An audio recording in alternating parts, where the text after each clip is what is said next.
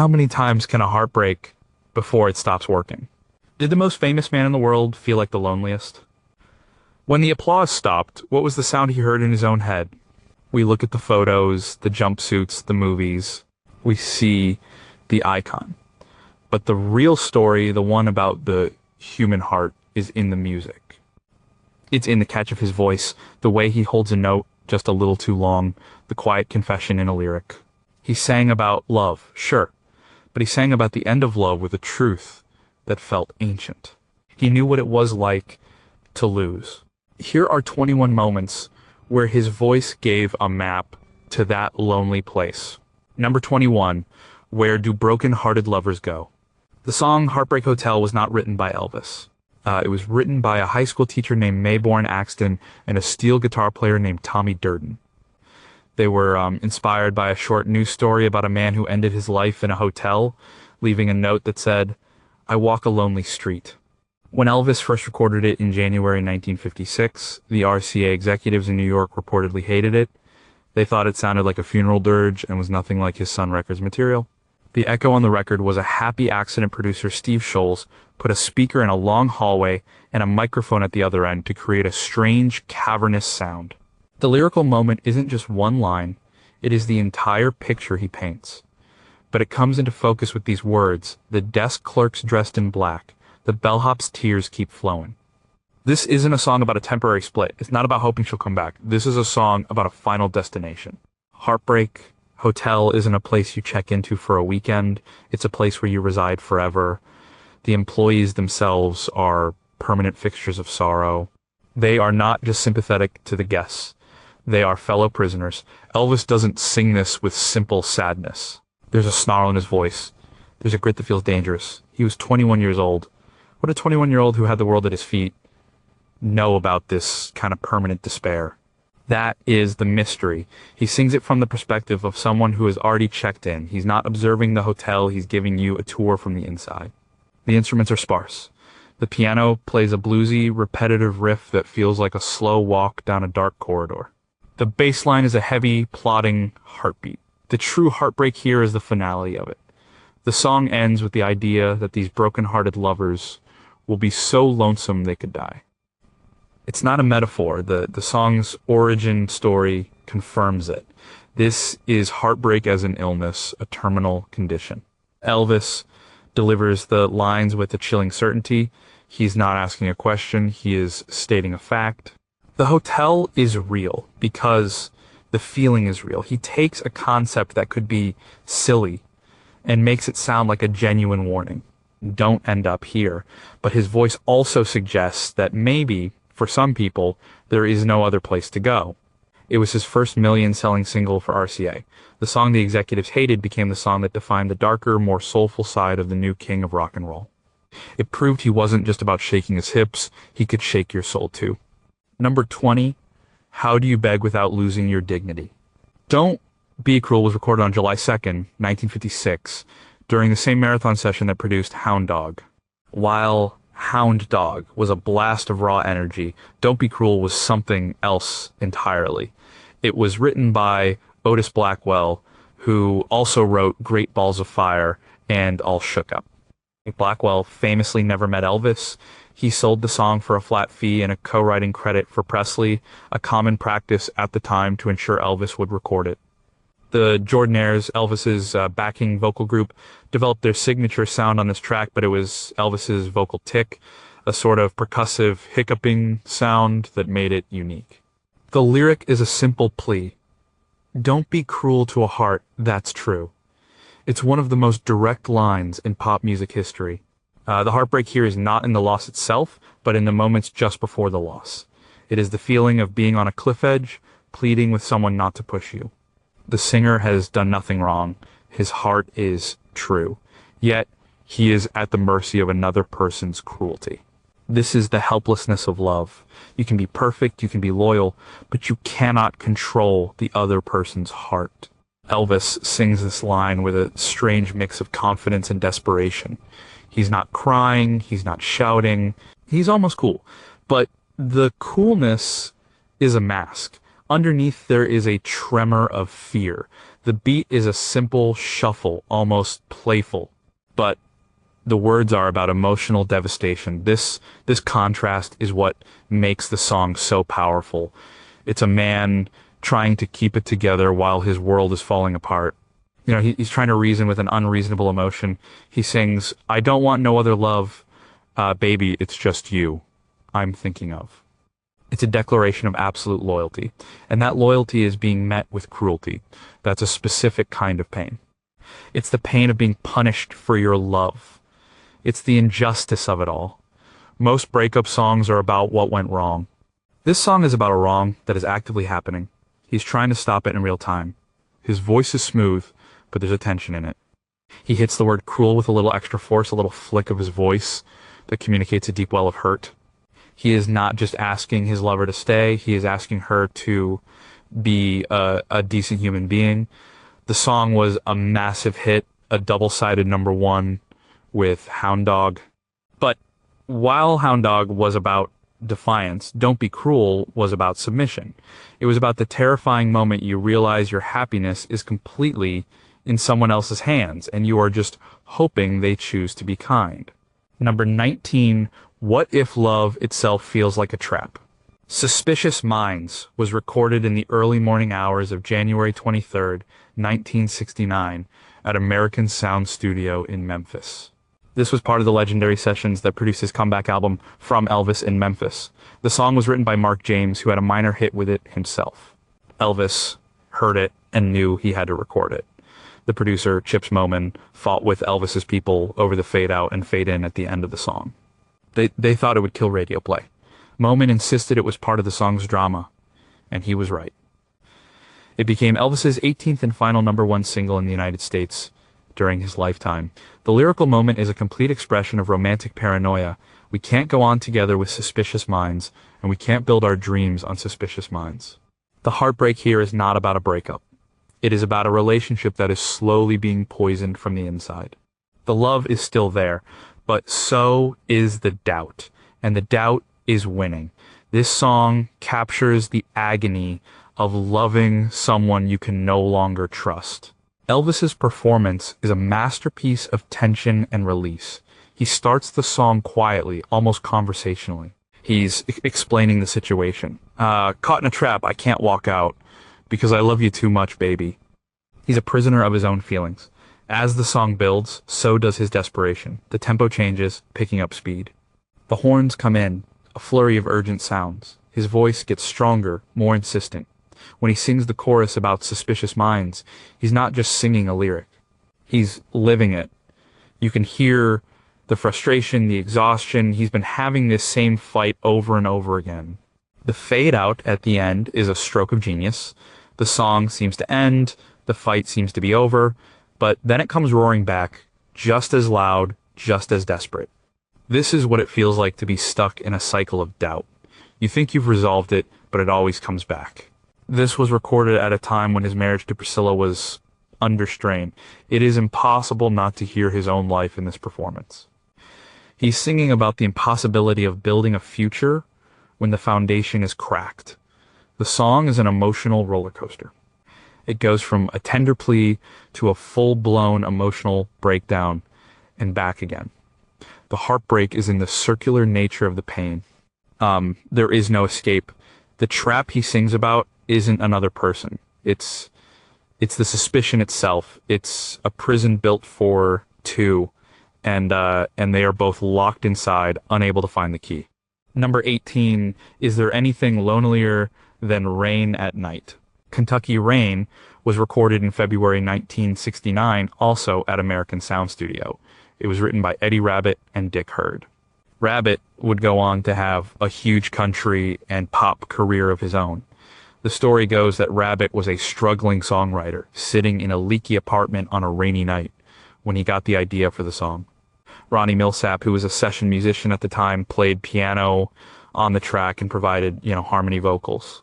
His piano part is one of the most iconic in Elvis's catalog, mimicking the sound of falling rain. The line that cuts to the bone is, "Walking with the rain in my shoes, searching for you."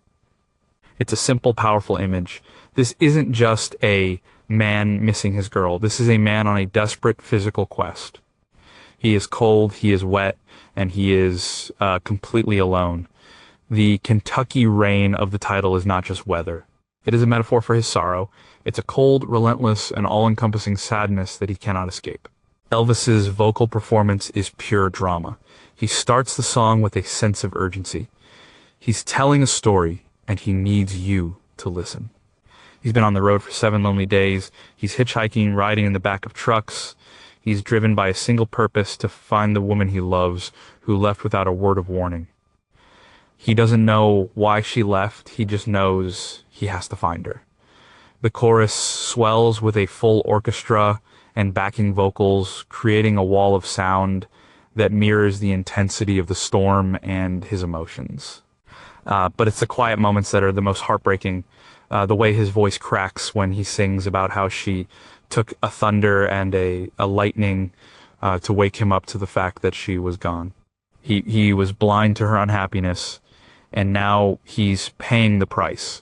The pain in this song is fueled by regret. He's not just searching for her, he's searching for a second chance. He wants to put a new sun in your sky. He believes he can fix whatever was broken. But as the song goes on, a sense of hopelessness creeps in. The rain keeps falling, the road keeps stretching on. The song ends without a resolution. He doesn't find her. We are left with the image of a man, soaked to the bone, walking down a dark road, calling out a name into a storm that will not answer. It's the heartbreak of a desperate search with no guarantee of a happy ending. It's the pain of not knowing. Number 17, how does it feel when the world moves on and you can't? I'm So Lonesome I Could Cry is a Hank Williams song, one of the cornerstones of country music. Elvis loved Hank Williams. He understood the profound sadness in his music.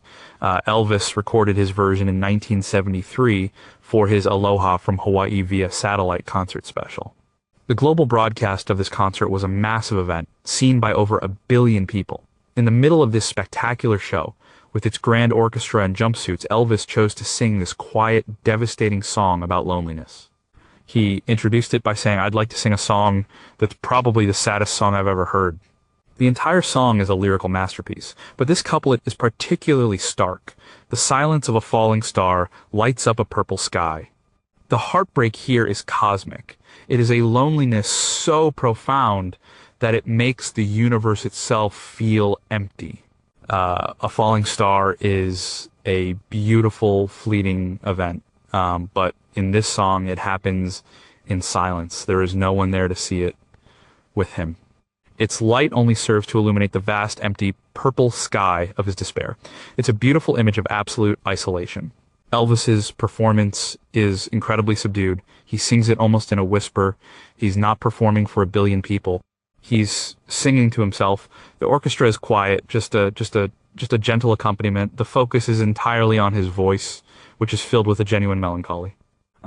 He had recently separated from Priscilla. His health was beginning to decline. When he sang this song in front of the entire world, he was sharing a piece of his own private pain. The song lists a series of lonely sounds: the whippoorwill, the midnight train. These are sounds of a world that is moving on without him. The train is going somewhere. The bird has a mate. He is static, trapped in his sadness. The line about the falling star is the visual equivalent of those lonely sounds. It's a cosmic event that happens with no audience, just like his own suffering. By choosing to sing this song in that moment, at the peak of his global fame, Elvis was making a powerful statement. He was telling the world that you can be surrounded by people, you can be adored by millions, and you can still feel a loneliness so deep that it feels like the silence of space. The heartbreak isn't just that he's sad, it's that his sadness is so vast it can only be compared to the sky itself. He wasn't just covering a Hank Williams song, he was testifying. Number 16, Can You Feel a Breakup Coming Like a Change in the Weather? Any Day Now was recorded in 1969 at American Sound Studio. It was originally a soul song, a hit for Chuck Jackson in 1962, written by Burt Bacharach and Bob Hilliard. Elvis took this sophisticated R&B ballad and turned it into a piece of epic, heart-wrenching drama. The production is lush, with a full horn section and strings, but Elvis's voice cuts through it all with raw, pleading emotion. The lyrical moment that captures the essence of the song is the opening line, "Any day now, I will hear you say goodbye, my love." The song isn't about the breakup. It's about the agonizing anticipation of the breakup. The pain is not in the event, but in the waiting. It's like watching a storm cloud roll in, knowing that you are powerless to stop it. He knows the end is near. He can feel it. This is a very specific type of heartbreak. It's the anxiety of impending doom. He goes through all the things. He will lose her sweet hello, the magic in her eyes. He is already mourning a relationship that is not yet over. He is living in a future that he dreads. This feeling is often worse than the breakup itself. The waiting, the not knowing exactly when the axe will fall, is a form of emotional torture. Elvis sings this with a building sense of panic. His voice starts out soft and mournful, but by the end of the song, he's belting out the words with a desperate intensity. He sounds like a man trying to hold back a flood with his bare hands. The music swells with him, the horns blaring like an alarm. You can feel his heart pounding in his chest. The genius of the lyric is its simple, repetitive structure. Any day now! The phrase hangs in the air, a constant reminder of his fear. He is trapped in a state of suspended animation, waiting for the one sentence that will change his life forever. He knows it's coming. He just doesn't know when. It could be today, it could be tomorrow. This uncertainty is what is driving him mad. The song captures the powerlessness of being in a relationship where the other person holds all the cards. He is not a participant in this decision. He is a victim, waiting for the verdict. Elvis's performance makes you feel that anxiety in your own stomach. It's the heartbreak of knowing the end is coming and there is absolutely nothing you can do to stop it. Number 15, what does forgiveness sound like when it's mixed with regret? Always on My Mind was recorded on March 29th, 1972. This was just a few weeks after Elvis and Priscilla had separated. The song was written by Johnny Christopher, Mark James, and Wayne Carson. Brenda Lee had already had a hit with it. For Elvis, it was not just another song. It was a message. He recorded it as the B-side to Separate Ways, a song that was explicitly about his divorce. But it was always on my mind that became the enduring classic. The lyric that reveals a deep, painful truth is the confession at the heart of the song, maybe I didn't treat you quite as good as I should have. This is not an excuse. It is an admission of failure. The heartbreak here is the pain of hindsight. It's the realization that you had something precious and you didn't take care of it. And now it's too late. Elvis's vocal is one of the most vulnerable of his entire career. He's not the king here. He's just a man full of regret. He sings the song in a simple, direct way. There is no vocal acrobatics. There is no swagger. There is just the raw, unvarnished truth of his feelings. The production is sparse, built around a simple piano line. It leaves his voice exposed with nowhere to hide. He follows up the line with more admissions. May I didn't love you quite as often as I could have. Little things I should have said and done. I just never took the time. This is the anatomy of a failed relationship. It's not about one big betrayal. It's about 1,000 small moments of neglect. It's about taking someone for granted until they are gone. The chorus, "You were always on my mind," is not a declaration of obsessive love. It's a sad irony. He's saying that even when he was failing her, even when he was absent, she was still there in the back of his mind. But he didn't act on it. He didn't do the things that would have shown her. And now, all he can do is think about what he should have done. This performance is a direct window into his state of mind after his marriage ended. It is an apology, a confession, and a lament, all rolled into one. The pain is not the fiery pain of a fresh wound. It is the dull, persistent ache of regret. It is the knowledge that you are to blame for your own unhappiness. It is one of the most honest and heartbreaking performances he ever gave because it was so clearly his own story. Number 14, Can a Place Be as lonely as a person. In the Ghetto was a major musical departure for Elvis. Recorded in 1969 at American Sound Studio, it was a narrative song with a social conscience written by Mac Davis. Colonel Tom Parker, Elvis's manager, was strongly against him recording it. He thought it was too political and would alienate his conservative fan base. Elvis insisted. He felt a deep connection to the song's story of poverty and hopelessness, having grown up poor himself in Tupelo and Memphis. The heartbreak in this song is not romantic. It is societal. The most chilling line is the final one, which circles back to the beginning, and his hungry little baby cries on a cold and gray Chicago morn, and another little baby child is born in the ghetto. This line delivers the devastating punchline of the story. The cycle of poverty and despair is not broken. It is repeating itself. Elvis sings this song like a reporter, a solemn narrator, telling a story he has seen with his own eyes. His voice is clear, steady, and full of empathy. He's not preachy. He's just telling the facts of a life. A boy is born into poverty. He grows up hungry. He learns to steal and fight. He buys a gun. He tries to run, but he is killed. And as he dies, another child is born into the exact same circumstances. The heartbreak is in the inevitability of it all. The song presents a world without hope, a system that traps people from birth. The line about the new baby being born is so powerful because it erases any sense of progress or resolution. The story is a loop. It has no end. This is a despair that is bigger than one person. It is a collective heartbreak, a failure of society. The music is simple and mournful. A gentle acoustic guitar riff carries the melody. A female choir adds a gospel-like feel, like a choir at a funeral. Elvis's performance is restrained, which makes it even more powerful. He lets the story do the work.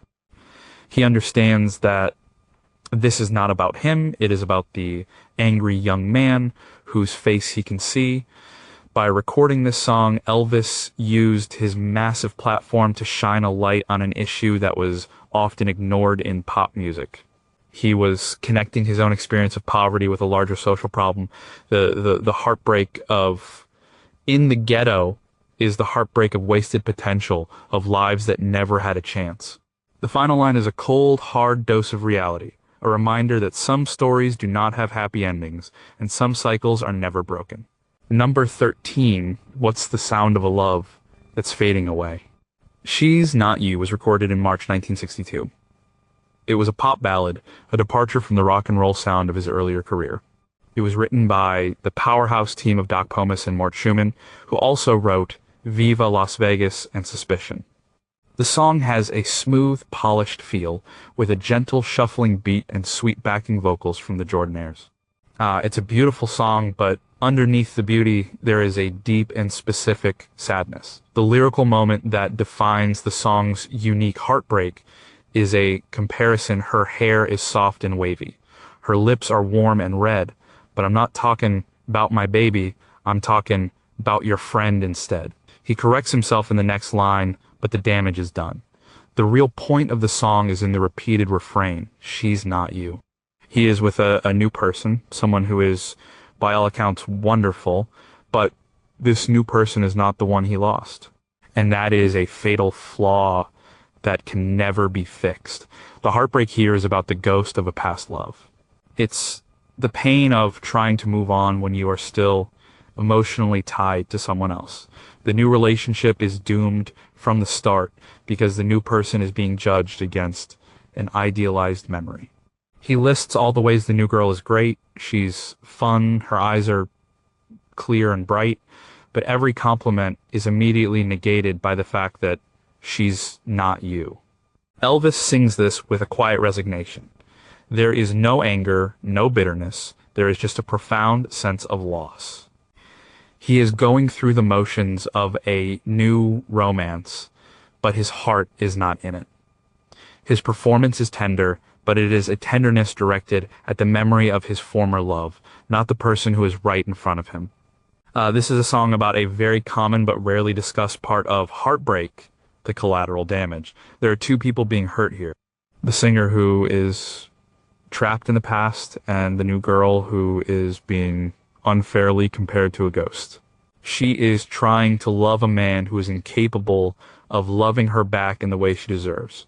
The song is gentle, almost like a lullaby. But the message is devastating. It suggests that some loves are so powerful that they ruin you for anyone else.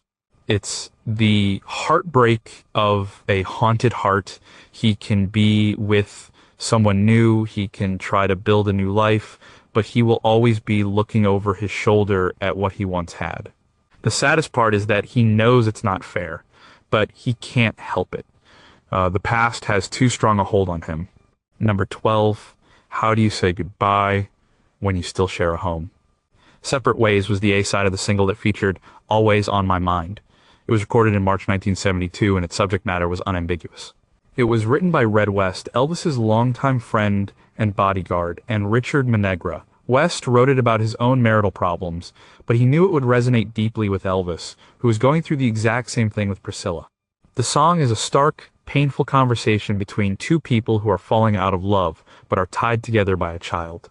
The line that makes the song so brutally honest is, "We can't live together, let's live apart." And that's the only way to save what's left of our hearts. This is not a song about anger or blame. It is a song about a sad, practical decision. The heartbreak here is the death of a dream. It is the admission that the love is gone, and the only thing left to do is to manage the fallout as gracefully as possible. And Elvis's vocal performance is incredibly raw. You can hear the pain and exhaustion in his voice. He's not singing to a generic Bobby. He's singing about a very specific situation. The lyrics talk about how in the morning the little one will wake and smile, completely unaware that her parents' world is collapsing. This detail makes the song almost unbearably sad. It grounds the abstract pain of a breakup in the concrete reality of a family being torn apart. The song is a dialogue. He sings, "You're crying on my shoulder. All your tears are in vain."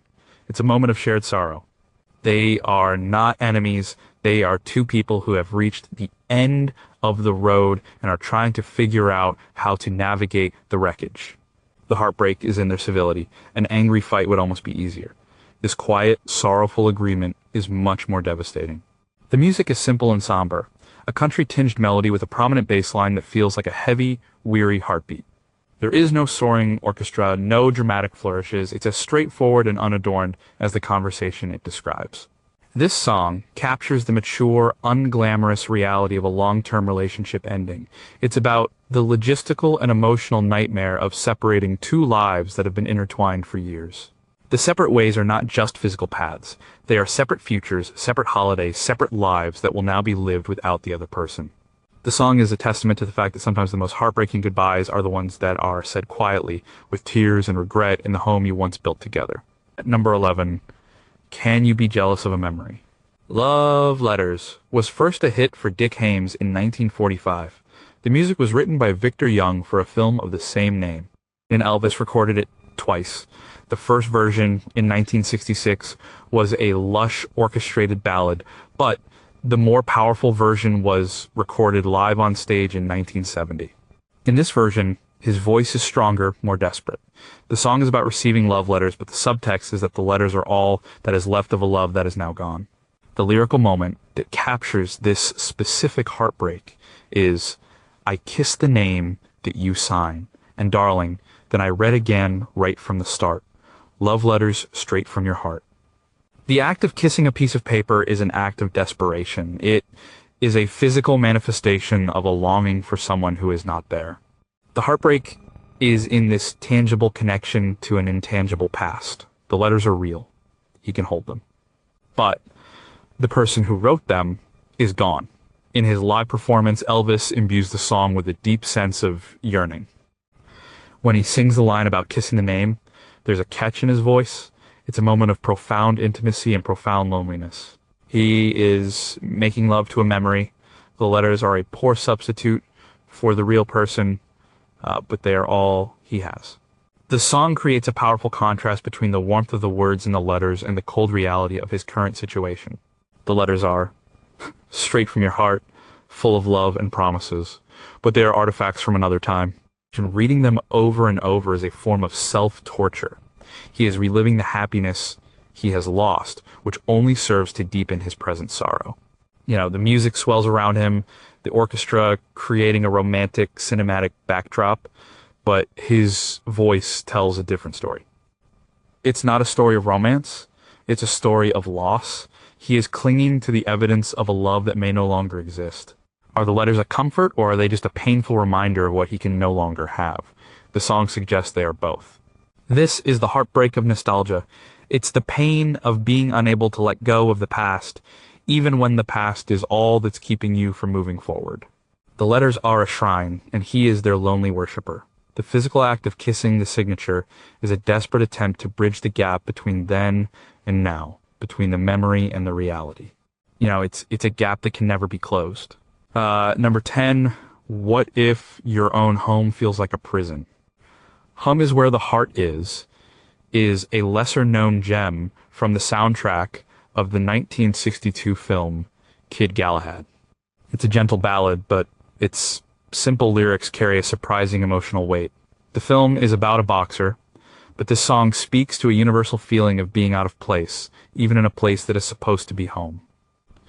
It was written by Sherman Edwards and Hal David, who would later team up with Burt Bacharach for many hits. The lyrical moment is the entire premise of the song, summarized in the line, "I'm a rover, and I'm a roamer, but my home is where my heart is." He contrasts this with his physical location here in this lonely room filled with gloom. The heartbreak here is the feeling of being emotionally homeless. He is physically in a home, a room, but his heart is somewhere else. And because his heart is not there, the room is not a home. It is a prison. Elvis sings this with a gentle, wistful sadness. His voice is soft and clear. The instrumentation is minimal, just a simple acoustic guitar and a quiet bass line. The simplicity of the arrangement puts the focus squarely on the emotion in his voice. He sounds like a man dreaming of another place, another life. The song speaks to the fundamental human need for connection and belonging. A home is not just a building. It is a feeling. It is the place where you feel safe, loved, and understood. The singer in this song has a roof over his head, but he is spiritually adrift. His heart is with someone who is far away, therefore his true home is also far away. This feeling would have been deeply familiar to Elvis. He spent most of his adult life on the road, in hotel rooms, on movie sets, and later in the gilded cage of his Las Vegas suite. He had a famous home, Graceland, but was he ever truly at home there, especially in his later years? This song, recorded early in his career, seems to predict the loneliness that would come to define much of his life. The heartbreak is in the quiet desperation of the lyrics. He is not shouting or crying. He is just stating a simple, sad fact. He is physically present, but emotionally absent. The song captures the unique pain of being surrounded by the familiar trappings of home while feeling like a complete stranger. It's the loneliness that comes not from being alone, but from being in the wrong place with the wrong people, while your heart is calling for you from miles away. Number 9, Can You Love Someone So Much It Hurts? Can't Help Falling in Love is one of Elvis's most famous and beloved songs. It was featured in the 1961 film Blue Hawaii. The melody is based on a French love song from the 18th century, Plaisir d'amour. It is often thought of as a simple, beautiful wedding song. But listen to closely, there is a deep vein of vulnerability and potential heartbreak running through it. The line that reveals this vulnerability is a quiet admission. Wise men say only fools rush in, but I can't help falling in love with you. He is acknowledging that what he is doing is risky, it is foolish. He is going against the advice of the wise men. The heartbreak is not in the present, but in the future it anticipates. He is so overwhelmed by his love that he is willing to risk everything, even if it means he will end up looking like a fool. Elvis's performance is incredibly tender and sincere. His voice is a soft caress. He sings the song like a whispered secret. The arrangement is simple, built around a gentle, lilting melody played on a celesta, which sounds like a music box. The song feels delicate, as if it could break at any moment. This is not a song about confident, secure love. It is about the terrifying, overwhelming, and involuntary nature of falling in love. The phrase "can't help" is key. He is not in control. His heart is making a decision that his head knows is dangerous. This is the essence of true romance, but it is also the seed of all potential heartbreak. When you give your heart to someone so completely, you are also giving them the power to destroy you. The song's final lines, "Take my hand, take my whole life too," are a total surrender. He is not just offering his love, he is offering his entire existence. This level of devotion is beautiful, but it is also terrifying. The unspoken fear in the song is, what if she doesn't take it? Or what if she takes it and then lets it go? Can't Help Falling in Love is heartbreaking because of its purity. It captures the moment of total emotional surrender before the realities of life and relationships set in. It is a snapshot of perfect, unguarded love. And we, the listeners, know that such perfection is fragile. The song is a beautiful prayer, a hope that this foolish act of rushing in will not end in tears. It is the heartbreak of knowing that the most beautiful feelings are also the most dangerous. Number 8, How Do You Grieve a Love That Isn't Dead Yet? It's Over was a 1964 hit for Roy Orbison, a singer whose operatic tales of woe Elvis deeply admired. As Elvis began performing the song live in the 1970s, and his versions were monumental. He turned the song into a show-stopping declaration of sorrow, complete with a full orchestra and dramatic pauses. His 1973 performance from Aloha from Hawaii is particularly powerful. The lyrical moment is the song's very foundation, the simple, devastating declaration, "It's over." These two words are a full stop, a final judgment. But the heartbreak of the song is that the singer has to keep repeating this fact to himself, as if he can't quite believe it. The entire song is an attempt to process this one simple, world-shattering truth. Elvis delivers this line with the force of a tidal wave. His voice soars to the rafters, filled with a mix of shock, pain, and resignation. The song describes a love that was golden, a sun that shone for him. Now, that sun is gone, and he is plunged into darkness. The lyrics are a series of contrasts between the beautiful past and the bleak present. Your baby blue eyes are not crying, they're weeping. The distinction is subtle but important. Crying is temporary. Weeping is a state of being. The heartbreak here is in the moment of acceptance. The fight is over. The hope is gone. All that is left is the reality of the end. The song is a funeral for a living relationship. He is mourning something that was once vibrant and alive. The orchestral arrangement is huge and dramatic, mirroring the scale of his emotional devastation. The horns swell, the strings weep with him. In his live performances, Elvis would act out the song's drama. He would hold the final note, his body tense, his face a mask of anguish.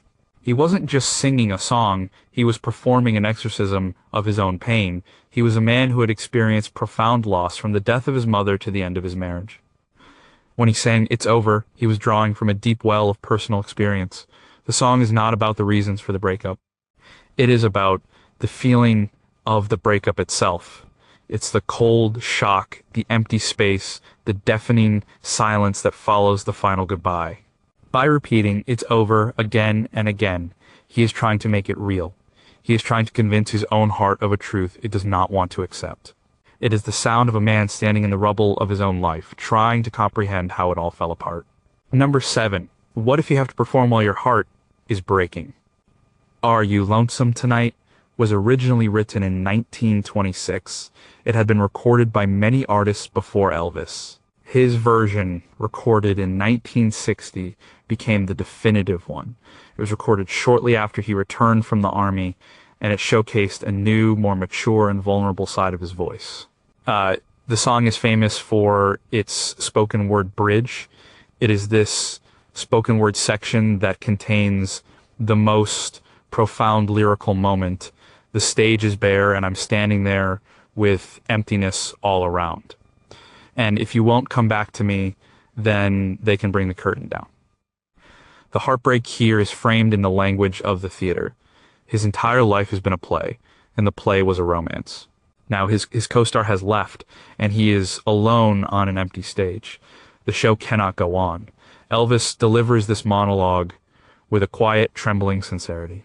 His voice is intimate, as if he is speaking directly into your ear. He sounds lost and confused.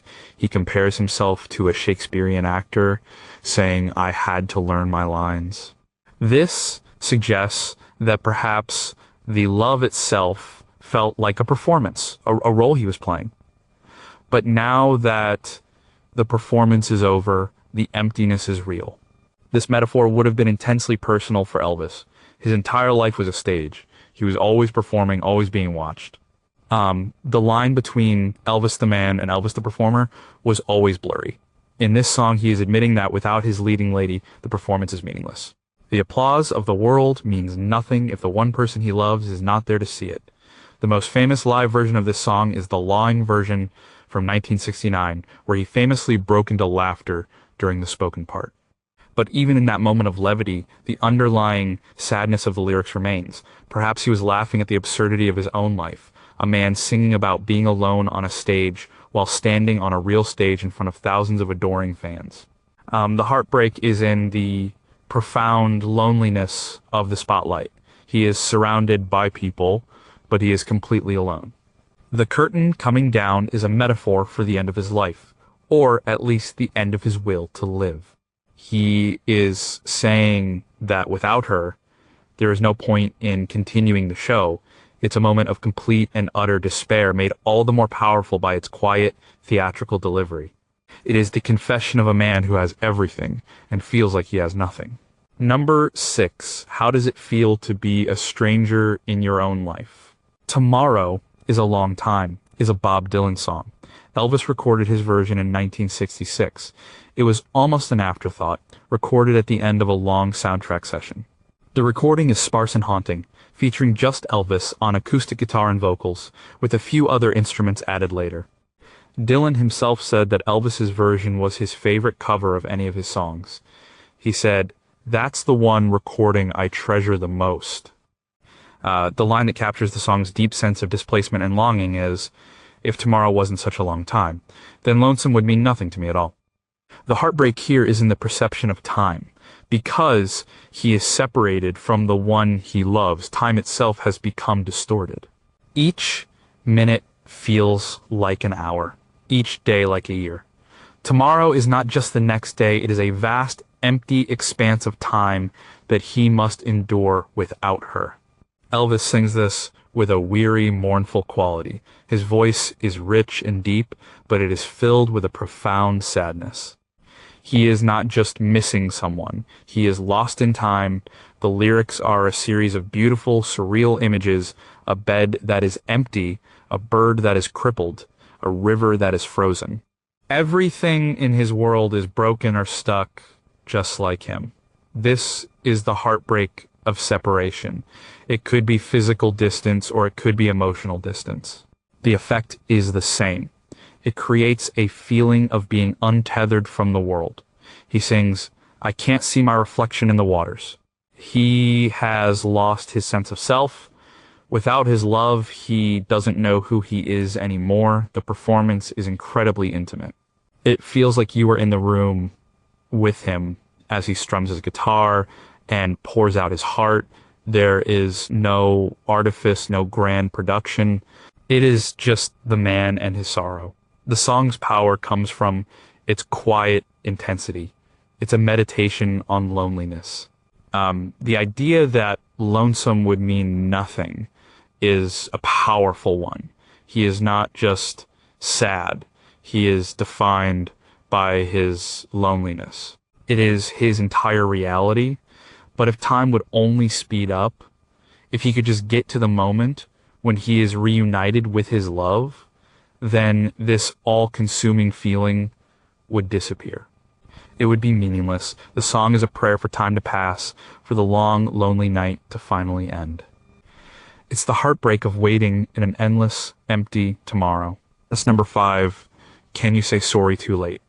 Always on My Mind deserves a second look, because another line reveals a different facet of its heartbreak. The song is a catalog of regrets, a post-mortem on a failed love. As established, it was recorded in the immediate aftermath of his separation from Priscilla. The song is not just an apology, it is a deep dive into the specific nature of his failings. The lyrical moment that is almost too painful in its honesty is this: little things I should have said and done, I just never took the time. This is the quiet tragedy at the heart of so many breakups. It wasn't one big, dramatic event that ended the relationship. It was a slow erosion. It was death by 1,000 small neglects. The heartbreak is in the realization that the love wasn't lost, it was misplaced. It was treated as something that would always be there, so it was never properly cared for. This line is a confession of a very specific kind of male failure, especially for a man of that era. He was the king, he was busy, he had a career, a world to conquer, and in the process he failed to do the little things. He failed to say, I love you. He failed to bring flowers. He failed to pay attention.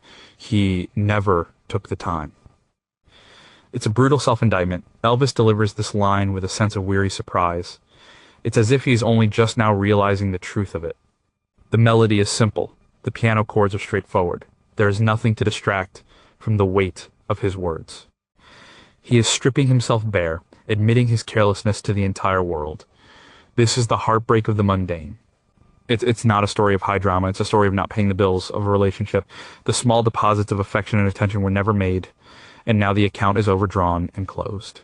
The pain in his voice is the pain of someone who sees their mistakes with perfect, agonizing clarity, but only after it is too late to fix them. The song is a powerful lesson in love.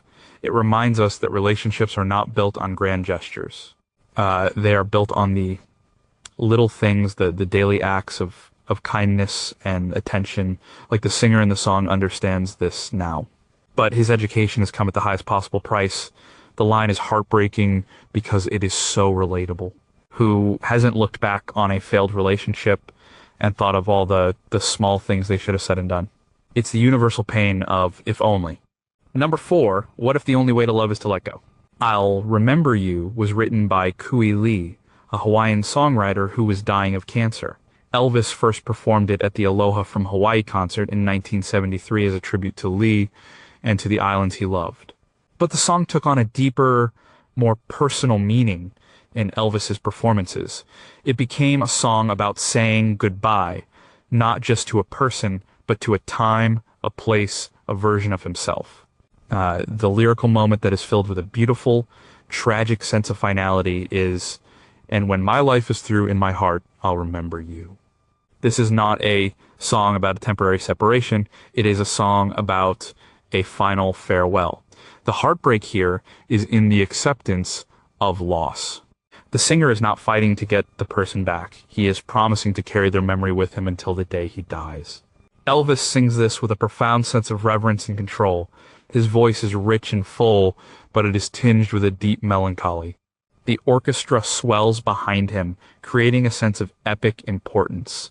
This is not just a sad song, it is a solemn vow.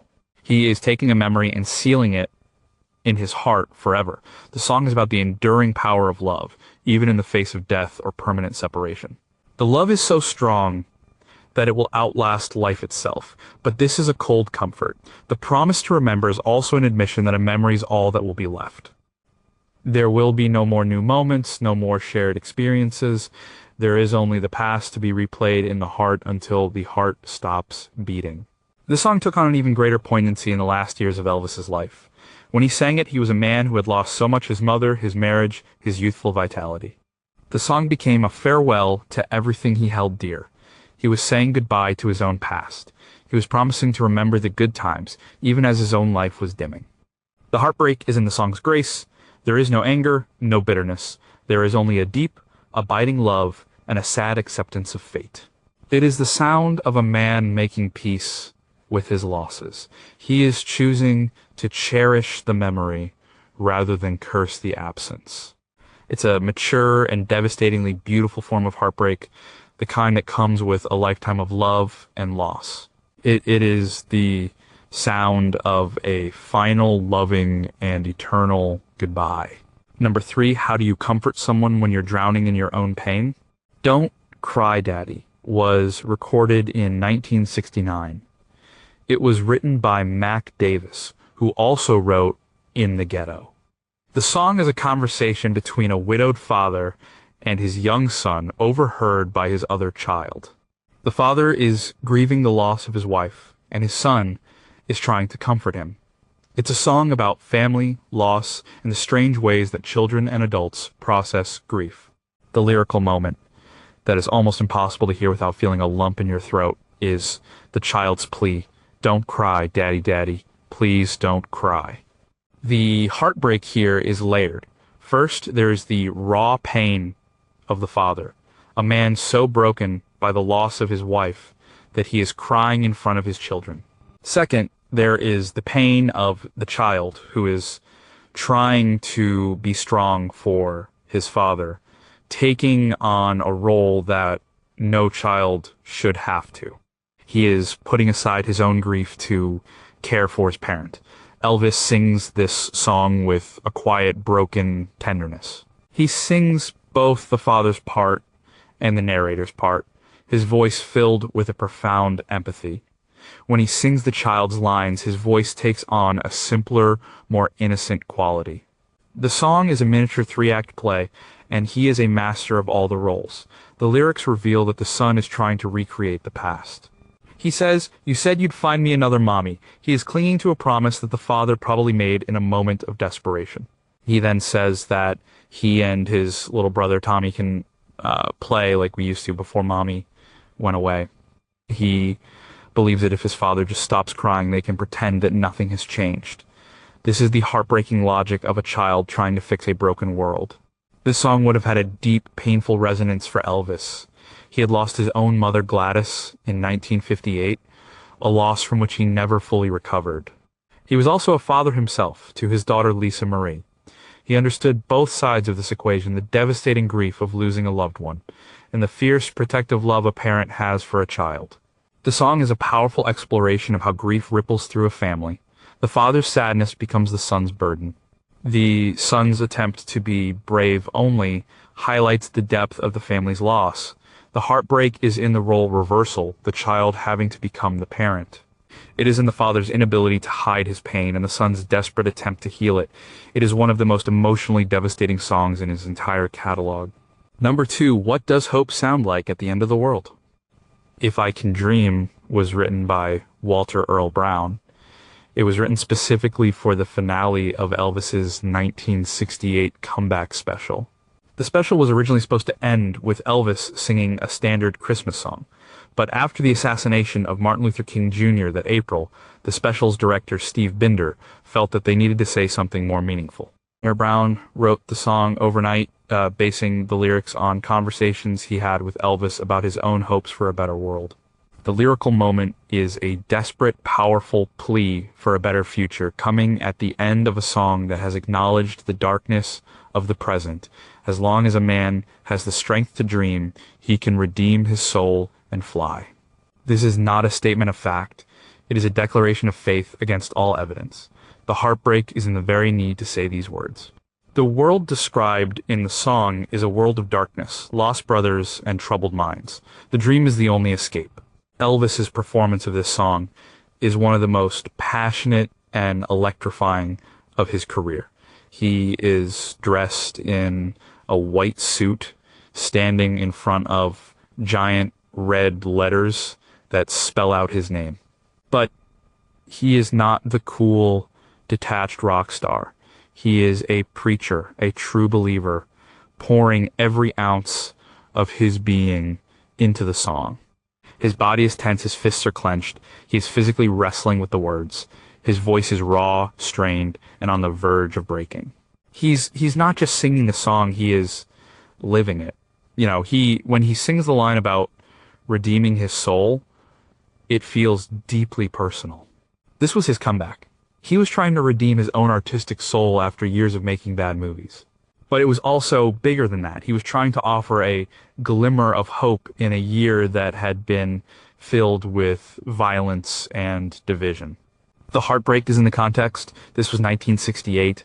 The country was in turmoil. The dream of a better world felt very far away. The song is not a naive pop song. It is a raw, desperate prayer. The singer is surrounded by darkness, but he is refusing to surrender to it. He is holding on to the one thing that can't be taken away from him. His ability to dream of something better. The song builds to a massive, almost overwhelming climax. The orchestra, the choir, and Elvis's voice all swell together in a tsunami of sound. It's a sound of defiance. It's the sound of a man standing on a cliff shouting into a storm. He may not be able to stop the storm, but he will not let it silence him. The heartbreak is in the fight itself. The song is a beautiful, powerful, and ultimately tragic statement of hope in a world that seemed determined to crush it. Number 1, what is the sound of a voice finally breaking? The moment comes not from a studio recording, but from a live performance in the last year of his life. The song is Unchained Melody. He performed it in 1977, sitting at a piano, looking overweight and unwell. The video is hard to watch. He is clearly not the vital, beautiful man he once was. But when he opens his mouth to sing, something extraordinary happens. There is no single lyrical moment. The entire performance is the moment, but it is crystallized in the song's famous crescendo, "I need your love, God, speed your love to me." This is a song of desperate cosmic longing. The singer is separated from his love by time and distance, and he is sending a prayer out into the universe, hoping it will be heard. What makes this performance the ultimate expression of heartbreak is the sound of Elvis's voice. It is a ruin. It is cracked, strained, and gasping for air. But it is also more powerful, more honest, and more filled with raw human emotion than at any other point in his career. He is no longer the king. He is no longer an icon. He is a man, alone at a piano, singing his heart out one last time. The heartbreak is in the physical effort you can see and hear. He is pouring every last ounce of his life force into this one song. His voice soars, but it is not the effortless soaring of his youth. It is a struggle. You can hear the years of pain, loss, and regret in every note. You can hear the loneliness of the empty hotel rooms, the roar of the crowds that left him feeling more alone, the loss of his mother, the end of his marriage. It is all there. In the sound of his voice breaking, he is not just singing about needing love. He is demonstrating that need with every fiber of his being. The performance is almost frightening in its intensity. He closes his eyes, lost in the song. The audience is silent, then erupts. They know they are witnessing something real, something profound. This is the sound of a man who has lost everything but his voice, and he is using that voice to tell the world about his pain. The song is about waiting for a love to return. But in this performance, it feels like he is waiting for something else, for peace, for release, for an end to the long, lonely wait. It is the most honest he ever was. It is the sound of a broken heart, laid bare for all to see. And it is the single most heartbreakingly beautiful moment in a life filled with them.